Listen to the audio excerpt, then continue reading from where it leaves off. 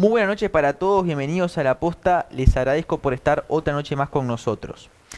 Nuestro invitado del día de hoy es abogado, pero también fue embajador durante el gobierno de Julio María Sanguinetti del 95 al 2000 en Estados Unidos. Tiene una mirada muy interesante respecto de lo que debe ser el comercio del Uruguay. Yo lo escuché la semana pasada en una discusión que se estaba dando respecto de la situación en Taiwán. Y la verdad que me pareció que valía la pena invitarlo al programa porque creo que tiene una visión por lo menos interesante para aquel que no la comparta. Así que bueno, Álvaro Díez de Medina, ¿cómo andás? ¿Qué tal? Buenas tardes, mucho gusto. Bueno, gracias por venir, Álvaro. Estoy encantado, me Bueno, gusta hablar con los jóvenes. bueno, muchas gracias, muchas gracias. Bueno, tengo muchas cosas para preguntarte, pero como yo venía diciendo, Mm, te escuché la otra vuelta en este foro que se hablaba respecto de Taiwán. mm. ¿Qué posición tenés respecto de lo que está sucediendo en Taiwán? Que me parece que trasciende únicamente un conflicto político, una intención de China de hacerse un territorio, sino que significa un poco más. Pero bueno, te traje a vos para que le cuentes también un poco a la gente de qué va. Es un tema extremadamente complejo y por supuesto los minutos que disponemos no nos dan para resumir la naturaleza del problema.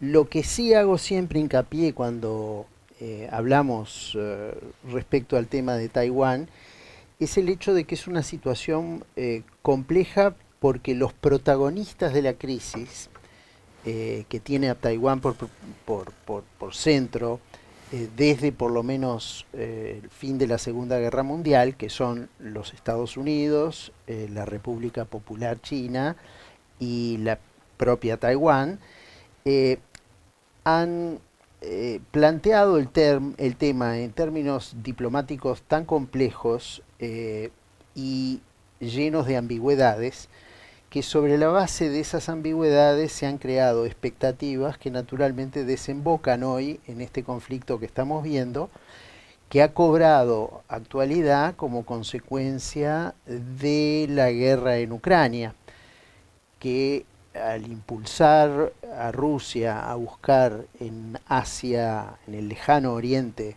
eh, respaldos políticos para generar, digamos, una alternativa comercial, financiera, militar y estratégica eh, a lo que siente que es un cerco que están tendiendo las potencias de la OTAN en torno a él, ha hecho que China se distanciara en el plano militar también de Washington, en adición al distanciamiento comercial, y haya hecho que el tema taiwanés se convirtiera en algo mucho más polémico de lo que lo venía haciendo hasta entonces. Entonces, el producto de todas estas ambigüedades que señalo están confluyendo para hacer que la situación se vuelva especialmente peligrosa. Y cuando hablo de ambigüedades, en realidad lo que estoy diciendo es que el gobierno que se instaló en la República de Taiwán, o en la isla de Taiwán, perdón, eh, eh, tras la derrota del imperio japonés en China continental, eh, reclamó para sí la condición de representante de China. Ujú. Entonces se suponía que era la cabeza de gobierno de China, incluyendo a China continental. Después, los Estados Unidos, que en este tema no tenían una posición tomada, con respecto a Taiwán, lo convirtieron en una prioridad como consecuencia de la guerra de Corea, y eso hizo que el gobierno que se había instalado, el gobierno comunista que se instaló en 1949, sintiera que Taiwán, que hasta entonces era algo totalmente sin importancia para Ujú. ellos, cobrara una importancia estratégica que era la de tener una cabecera de puente de una potencia adversaria a pocos kilómetros de la costa china. Y a partir de ahí se empiezan a manejar entonces las ambigüedades con respecto a qué tipo de gobierno era el gobierno que estaba en Taiwán. Notoriamente ya no era el gobierno de la República China, que estaba controlado por el Partido Comunista. Y al mismo tiempo, los propios taiwaneses alimentaron esa ambigüedad en el sentido de que reclamaron para sí la condición de ser parte integrante de China y ser, de alguna manera, la verdadera China que estaba siendo, si se quiere, autoritariamente ocupada por el comunismo. Y en esa ficción siguieron viviendo durante décadas. Ahora lo que hay es, a partir de este año, un gobierno nuevo en Taiwán que reclama para Taiwán una independencia total, porque dicen nosotros éramos independientes con anterioridad a que el imperio chino en el siglo XVII hubiera puesto sus miras en la isla, fuimos independientes bajo los 200 años que duró el dominio japonés, hemos sido independientes bajo la dictadura de Chiang Kai-shek y de su hijo hasta 1988, y democráticamente somos una estructura democrática en donde impera el Estado de Derecho. Nadie nos ha consultado como habitantes de Taiwán que queremos ser, y en realidad lo que queremos ser es independientes.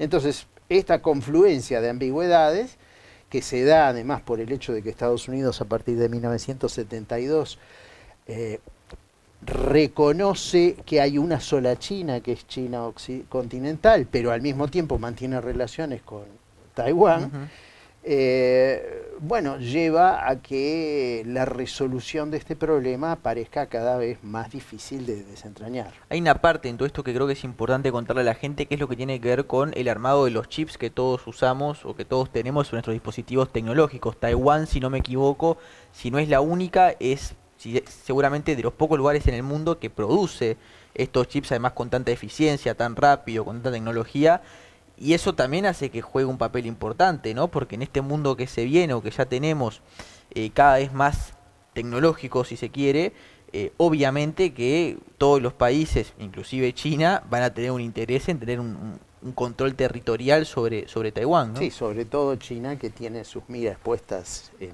eso. Si se quiere, es una industria de punta tecnológica, a su vez generadora de nuevas innovaciones, pero aparte de eso tiene un rol estratégico, político, militar incalculable. Entonces eso hace que las apuestas en el caso de Taiwán sean mucho mayores que las que normalmente habría. Es decir, estos son conflictos, el conflicto de Medio Oriente, el propio conflicto de Ucrania hoy, son conflictos del viejo estilo, porque son conflictos sobre territorios. Hoy día casi nos sería impensable conflictos territoriales, entre otras razones porque ¿quién quiere hacerse de un territorio y una población extranjera que hay que procesar, que hay que incorporar, con todo lo que eso significa? Salvo que haya recursos estratégicos como estos que estamos señalando de los chips en el caso de Taiwán. Álvaro, fuiste embajador, como yo decía al inicio, en Estados Unidos en años que imagino que no fueron nada fáciles, entre el 95 y el 2000. Digo, ni bien vos te vas, al año sucede, por ejemplo, el atentado del 9/11. ¿Qué nivel de conflictividad ves hoy en Estados Unidos en comparación también con esa época, que no fue una época sencilla, donde claramente creo que hoy Estados Unidos post-Obama seguramente haya entrado, por lo menos desde el punto de vista de cómo se ve de afuera, en un calor parecido quizás al de esos años previos a los del atentado, ¿no? Una elección rarísima también en el 99, si no me equivoco, fue aquella elección que gana Bush, que fue rara, con el conteo ese extraño que se terminó de contar. Digo, ¿cómo ves la cosa? Bueno, en realidad los años que me tocó a mí vivir en Estados Unidos fueron probablemente los mejores años que hubo en comparación con lo que vino después, porque la economía estaba en crecimiento. Basta decir que pasamos 5 años hablando de qué es lo que había ocurrido entre el presidente de los Estados Unidos y Mónica Lewinsky en el Salón Oval de la Casa Blanca. Bueno, ese pero era el tema de agenda. Yo pensaba, por ejemplo, en torno a Lewinsky y en torno a cómo fue esa elección, mucho escándalo político interno, ¿no? Quizás no tanto digo, ya por eso dije, después fue el atentado, pero mucho, a la interna mucho quilombo, como creo que también la hay hoy, ¿no? Sí, bueno, eso es ineludible, eso en todos los países ocurre todo el tiempo. El atentado del 11 de septiembre es en realidad el parteaguas en todo esto, porque ahí es cuando comenzó en realidad el siglo XXI. Así como el siglo XX comenzó en 1914, el siglo XXI comenzó el 11 de septiembre. Y bueno, y ahí se desataron una cantidad de procesos que van mucho más allá del atentado, que tienen que ver con el Patriot Act, lo que fue, digamos, toda una reconsideración de lo que son las políticas financieras, las que son las políticas de control de lavado de activos, de lo que representan las alianzas militares. Todo eso se reprogramó a partir del atentado y por supuesto pasamos a vivir un mundo totalmente distinto, en donde ya los Estados Unidos empezaron a ver que sus problemas domésticos eran mucho más importantes que si había tenido o no sexo el presidente con Mónica Lewinsky.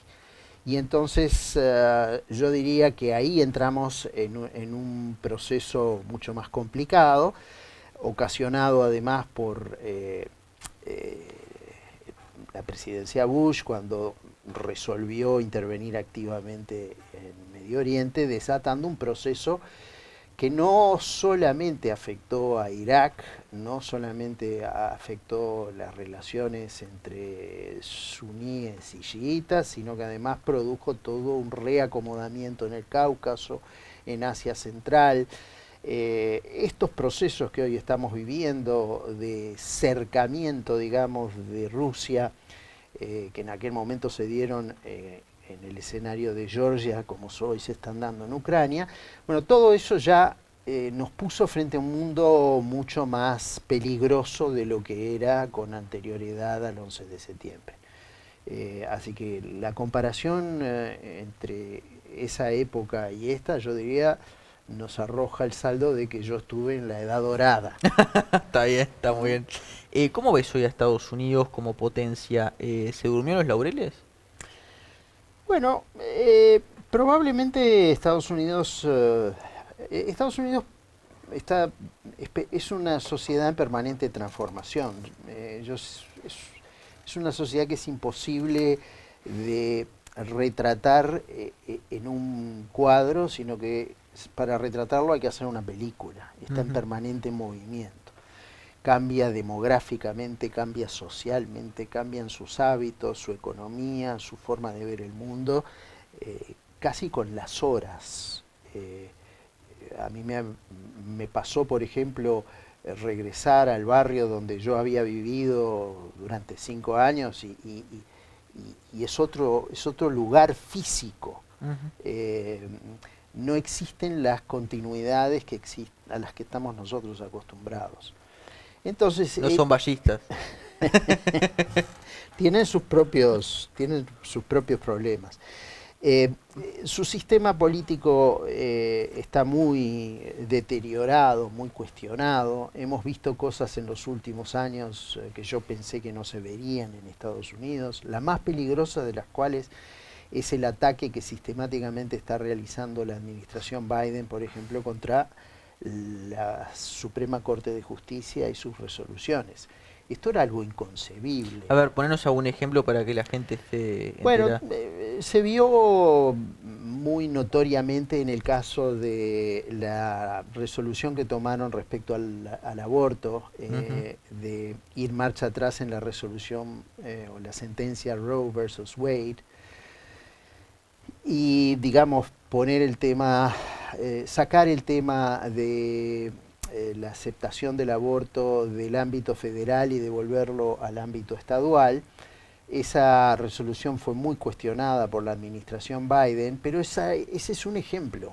Ese es un ejemplo que lleva, por ejemplo, a que la administración Biden hasta el día de hoy, y Kamala Harris como candidata lo promete para el día de mañana, buscarían una resolución constitucional a este tema para devolverle otra vez las atribuciones federales en materia de aborto a los Estados Unidos. Entonces, el cuestionamiento sistemático y politizado de esa resolución es apenas un ejemplo de muchos que se han venido dando en los últimos años, y ese, a mi juicio, es algo es un paso atrás en lo que era la independencia de los poderes, que era paradigmática en el caso de los Estados Unidos. ¿Se haya pasado alguna vez, por ejemplo, en esto de las cosas raras que suceden bajo el gobierno de Biden, que yo comparto mucho la que estás diciendo? ¿Se había pasado alguna vez, por ejemplo, de que un gobierno persiguiera a su principal opositor, como está pasando con Donald Trump, que desde que Trump deja la oficina, o sea, deja el cargo de presidente, eh, han hecho persecuciones por todos lados, inventando causas, inflando otras, para ver la manera de bajarlo, ¿no? Hasta le hicieron el famoso mugshot, ¿no? Con el cartel, ¿no? De que puede ir en cana, porque digo que está procesado. ¿Había pasado eso ya? No, eso no había pasado. Tampoco idealicemos el sistema estadounidense, que tuvo sus épocas sombrías. Es decir, la democracia y el Estado de Derecho en Estados Unidos ha sido una construcción muy difícil que se ha ido dando entre muchas marchas atrás. Hay episodios de la historia de los Estados Unidos que son bastante tristes, bastante poco edificantes, sobre todo me refiero a la época de lo que se conoce como la democracia jacksoniana, que era bajo la presidencia de Andrew Jackson, después de la guerra civil, después todo lo que significó la degradación de la actividad política sobre finales del siglo XIX y comienzo del siglo XX, lo que se llama en Estados Unidos Tammany Hall Politics, que es prácticamente el dominio del sistema político por parte de bandas organizadas, tanto de uno como de otro partido. Es decir, han habido episodios que han puesto a prueba ese sistema, pero en todos los casos se encontraba, y yo espero que en este caso también, una resolución superadora de esos conflictos. El problema es que ahora, claro, está agudizado por el hecho de que los Estados Unidos no tienen la posición preeminente en el mundo que tenían en ese entonces.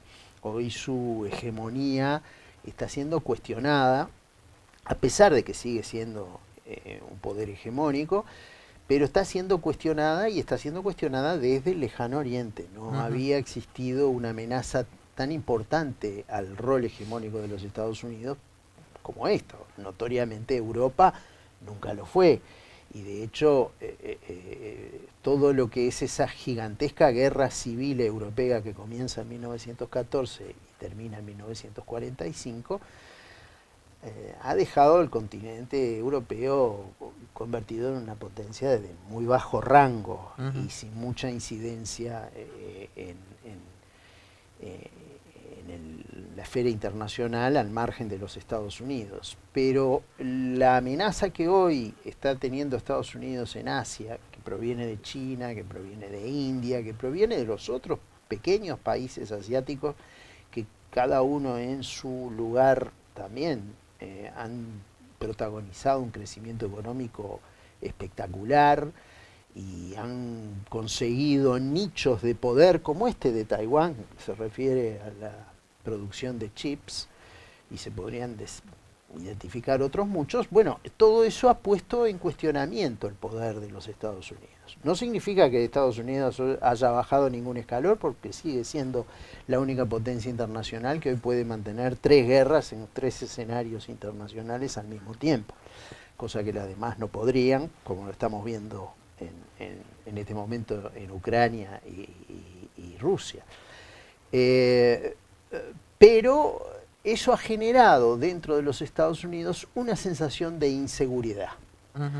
El ciudadano estadounidense ha visto que ese sueño americano con el que antes se alimentaba, digamos, su fantasía nacional, ya no es tal para muchas personas. Y eso genera una sensación de frustración, que explica todo esto que vemos en este momento, que es la aparición de tantos candidatos marginales, el cuestionamiento por parte de la izquierda y la derecha americana del propio sistema de gobierno de los Estados Unidos en algunas cosas, el duro enfrentamiento entre los partidos que llega al punto de que se puede hablar de ellos hoy como viviendo una grieta, como se vive en Europa, como se vive en América Latina.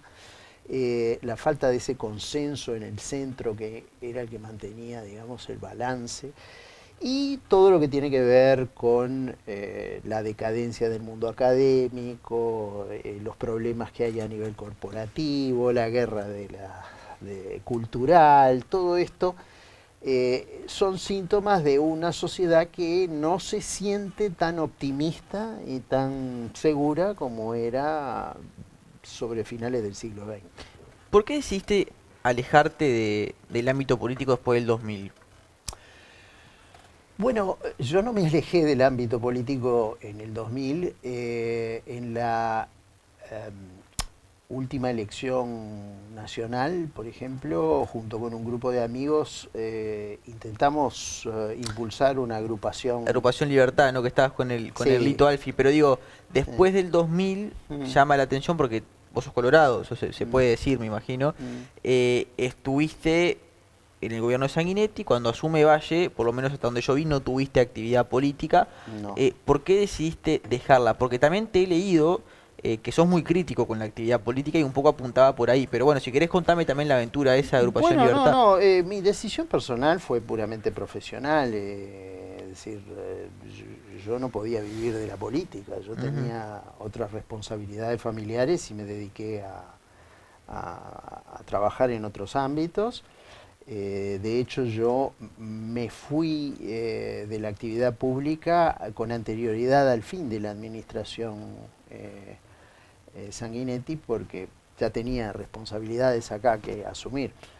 Y después preferí la parte académica y la parte periodística, porque estaba ya en ese rubro. Y honestamente, cuando terminé mi etapa, yo trabajé mucho en el sector financiero internacional. Cuando terminó esa etapa para mí, yo sentí que ya había pasado la edad. La política en el Uruguay padece de un enorme vicio, que es el de ser el hobby de los viejos.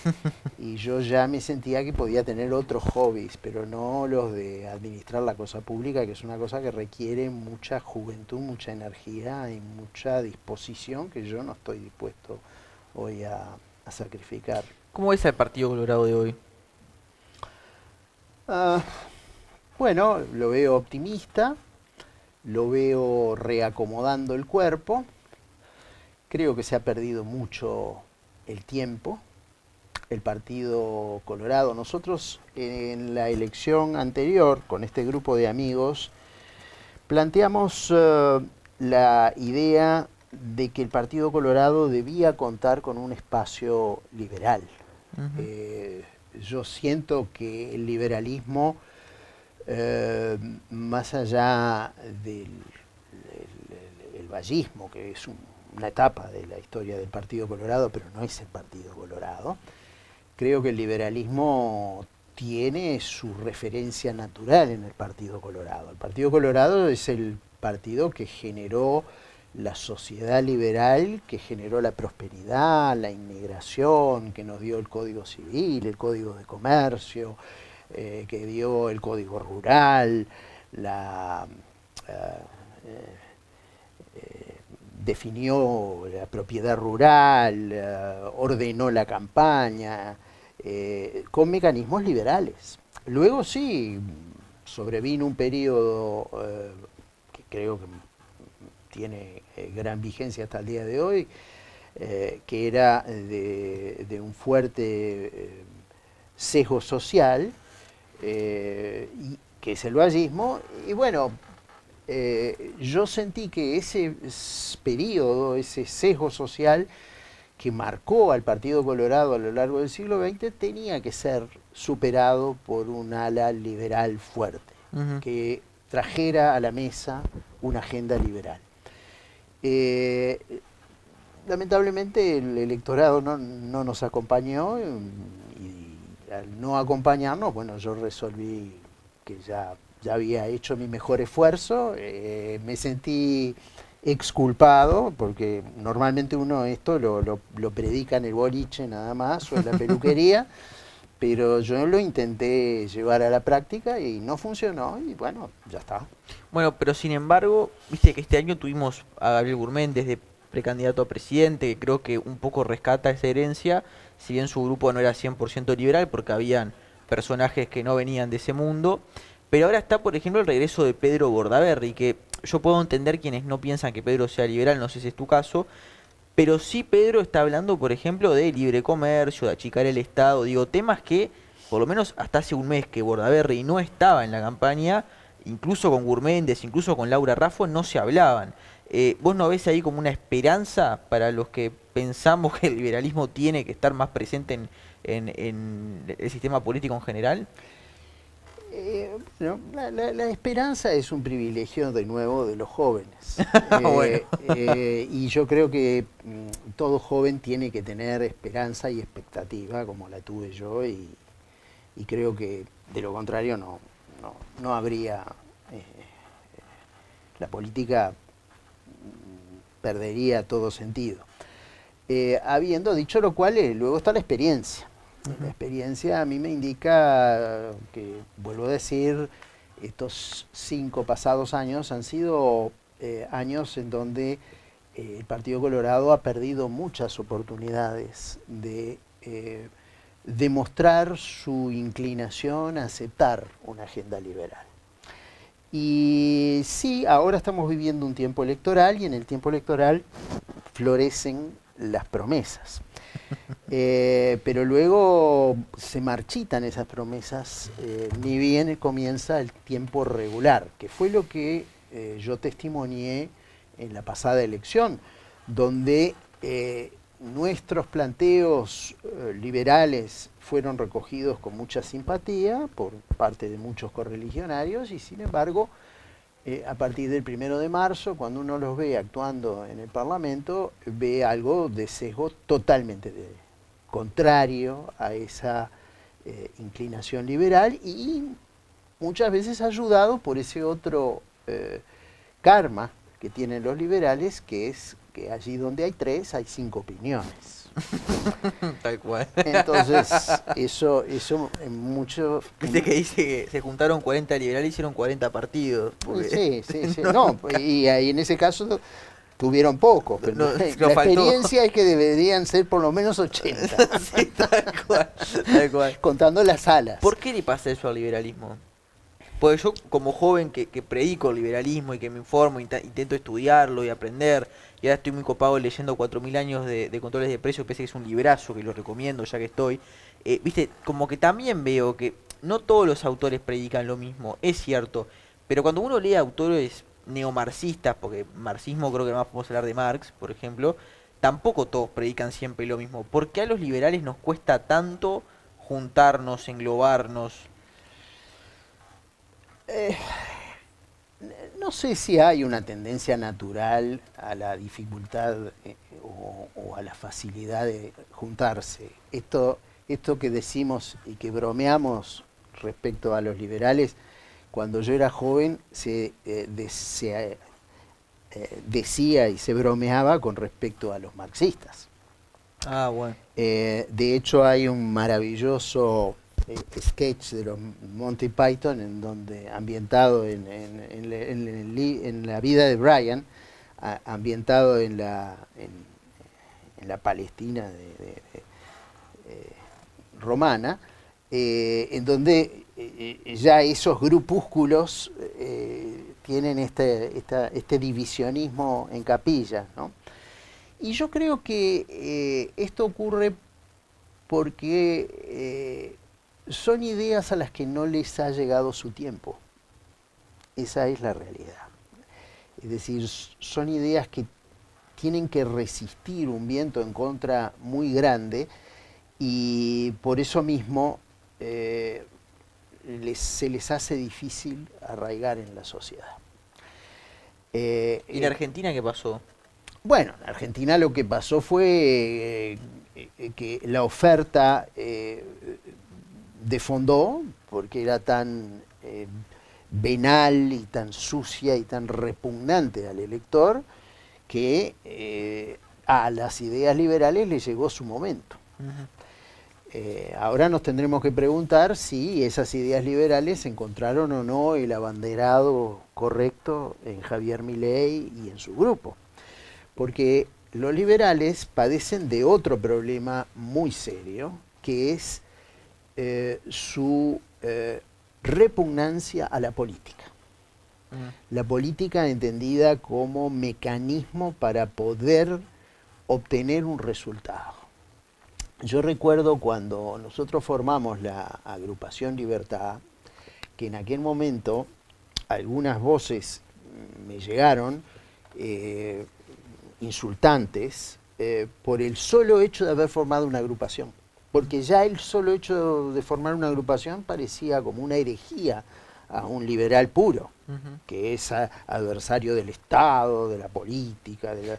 Ahí hay mucho del efecto Milei también, ¿no? Porque Milei, antes de meterse en política, era muy contra el partido político, bueno, el acceder a lugares que, a ver, en definitiva, ¿quién puede cambiar más las cosas? ¿Un tipo que grita en Facebook o alguien que por los votos accede a determinados cargos, ¿no? Creo que ahí hay un poco de esa influencia, ¿no? ¿No notás que eso también pudo haberle sucedido al liberalismo? Bueno, en el caso de Milei, Milei encontró también un estilo que fue el adecuado para ese momento tan exasperante de la vida argentina. Cualquiera, yo he tenido la oportunidad de conversar con Milei en un mano a mano y él como ser humano es alguien muy distinto del personaje público que conocemos. Es decir, casi te diría que es tímido, extremadamente respetuoso, extremadamente educado en su trato mano a mano, que no tiene nada que ver con el personaje que aparece una vez que le prenden las cámaras. Yo naturalmente eso lo censuro desde el punto de vista de cómo me comporto yo como persona, pero le reconozco que le vino muy bien como instrumento para llegar a donde hoy está.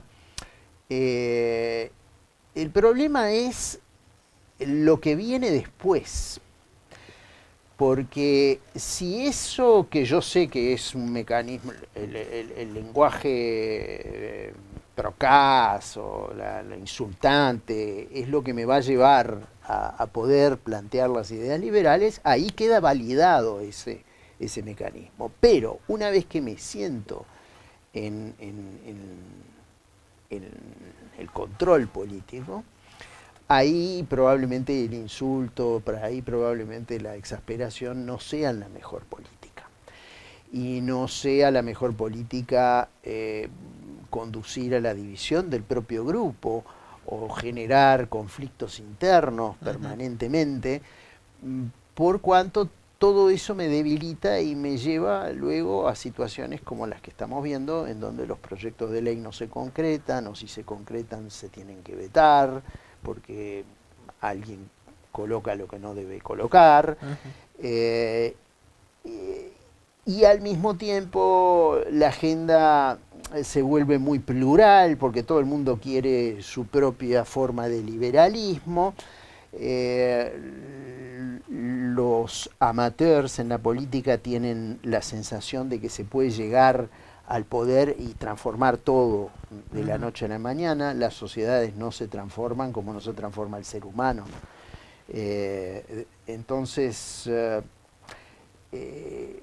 yo creo que ese es el gran problema y la gran debilidad que tiene el liberalismo en su forma moderna en América Latina, porque el liberalismo tiene que entender que la política es un instrumento indispensable para poder ejecutar las ideas o llevarlas al plano de la realidad en una sociedad.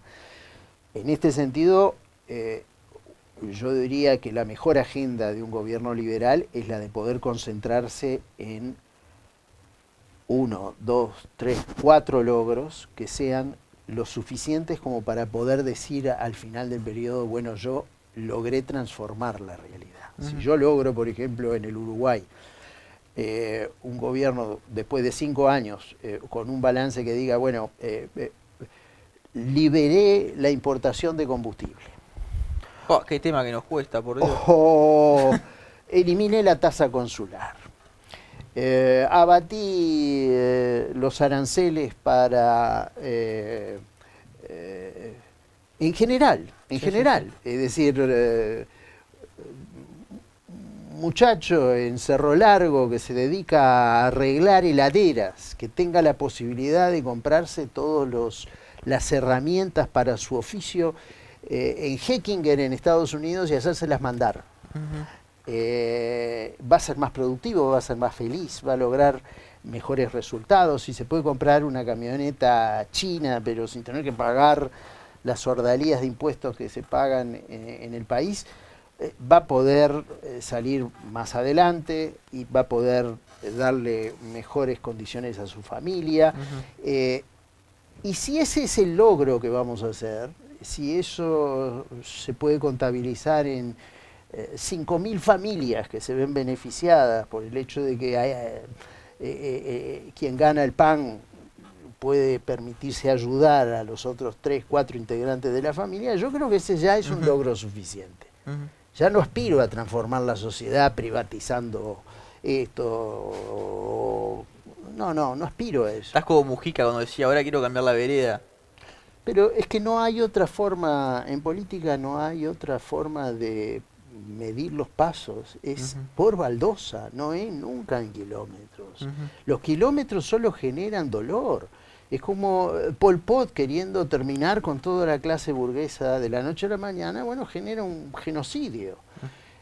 O todo lo que tiene que ver con Mao Zedong y sus millones y millones de muertos, o Stalin decidiendo que se terminara la agricultura en el centro de Europa porque era de los campesinos ricos a los que él atribuía una riqueza. Entonces, esos grandes pasos solo representan dolor y generan efectos no buscados. Los Álvaro, pasos de baldosa tienen esa otra ventaja. No sé cuánto tiempo nos queda, Robert. Ahí me dicen 5 minutos. Tengo la última pregunta para hacerte. Que, a ver, vos decías recién, si yo puedo hacer un balance al final del periodo y que la gente sea más libre, en conclusión. Otro que dijo eso fue Luis Lacalle Pou, al que mucha gente aquí en Uruguay le atribuye ser una especie de jefe del liberalismo uruguayo. Yo no lo veo así, pero quiero saber cómo lo ves vos. Bueno, no, yo no diría... Lacalle Pou es un político sobresaliente. Yo me voy a ir del escenario en el Uruguay y se va a seguir hablando de Lacalle Pou, y tú que sos mucho más joven que yo, seguramente pases una buena parte de tu vida teniendo a Lacalle Pou como referencia. Es un gran político. Como gran político que es plástico, es maleable. Es difícil de clasificar. Y al mismo tiempo que es difícil de clasificar, se adapta a las situaciones con rapidez y no tiene en sí mismo ningún planteo doctrinario o ideológico que lo ate. De hecho, yo diría que siendo como es, descendiente de una estirpe clarísimamente blanca, su padre Luis Alberto Lacalle Herrera, su bisabuelo, bisabuelo Luis Alberto de Herrera, su tatarabuelo Juan José de Herrera, y yendo más atrás, Luis de Herrera, por el lado de los Lacalle también, con fuertes conexiones blancas en Paysandú. No es un político de poncho saravista. Es un político que ya está con la mirada puesta en el post-partido tradicional. Es un político al que lo votan personas de origen blanco, colorado, de izquierda, de derecha, cabildante. ¿Por qué? Porque es maleable su oferta. Entonces es un político muy moderno. ¿Ojeda se le parece en eso? Ojeda quiere parecérsele, notoriamente quiere parecérsele. Ese es el modelo de su de su conducta. Esteban Valenti me dijo acá una cosa que a mí me pareció muy interesante. Me dijo, la calle Pou es inteligente, pero no es una persona culta. ¿Y? Pero vos compartís ese enunciado. No lo sé. No puedo medirlo. Él es Valenti, es la calle y culto, es inteligente y culto. No me corresponde a mí evaluar un entrevistado. No, pero él evalúa a la gente así, Ujú. me parece muy bien. No sé, votará ahora a Orsi por su gran cultura, Sí. imagino. Claro, que tampoco es una persona No sé, culta. no parece manifestar Sí, mucho, sí. pero ¿Qué te parece, ya nos vamos, pero qué te parece las declaraciones de Orsi respecto de Venezuela? paupérrimas, paupérrimas. Las declaraciones de Orsi en general me parecen muy pobres, porque él busca la peor plasticidad, que es la de no decir nada para caerle bien a todo el mundo. Y así todo tal vez que gana. Bueno, eso veremos. Bueno, Álvaro, muchas gracias por haber venido. Les Fue un agradezco a gusto. ustedes también por estar del otro lado. Nos vamos una tanda, ya viene Juan Manuel Molina con su columna, pero antes te quiero comentar del café de Café Jurado. Como te digo siempre, es garantía de calidad, es garantía de que te va a gustar, así que si estás en tu casa y ves que cerca tenés un local que venden café de Café Jurado o directamente un local de Café Jurado, te invito a que te acerques, a que pruebes este café que nosotros siempre lo recomendamos porque es el mejor del mercado. Anda corriendo a comprar tu café de Café Jurado. Nosotros vamos una tanda bien rápido y a la vuelta venimos con la columna de Juan Manuel Molina. Dale.